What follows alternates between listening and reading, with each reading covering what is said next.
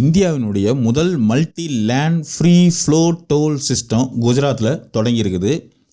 தேசிய நெடுஞ்சாலை ஆணையம் NHAI இது பார்த்திங்கன்னா குஜராத்தில் இருக்கக்கூடிய சூரத் பரோடா NH48 பிரிவில் இருக்கக்கூடிய சோராயாசி டோல் கட்டணச் சாவடியில் இந்தியாவினுடைய முதல் தடையற்ற டோல் வசூல் முறையை அதாவது MLFF வெற்றிகரமாக தொடங்கியிருக்குது. முதல் நாளே பார்த்திங்கன்னா சுமார் 41,500 வாகனங்கள் இந்த டோல்கேட்டை கடந்திருக்குது. வாகனங்கள் நிறுத்தாமலேயே டோல் கட்டணம் வசூலிக்கப்படும். இதுக்கு தானியங்கி வாகன பலகை அங்கீகார தொழில்நுட்பம் ANPR மற்றும் ஃபாஸ்டேக் ஆகியவை பயன்படுத்தப்படுது. மனித தலையீடு இந்த இடத்துங்களெல்லாம் மிகவும் குறைவாக இருக்கும்.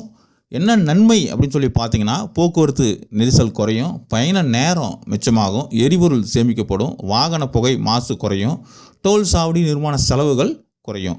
ஸோ ஃபாஸ்டேக்கில் பணம் இல்லை அப்படின்னா என்ன பண்ணலாம்? ஃபாஸ்டேக்கில் போதுமான பணம் இல்லைன்னா பயனர்களுக்கு மின்னணு நோட்டீஸ் அதாவது நோட்டீஸ் ஒன்று அனுப்புவாங்க.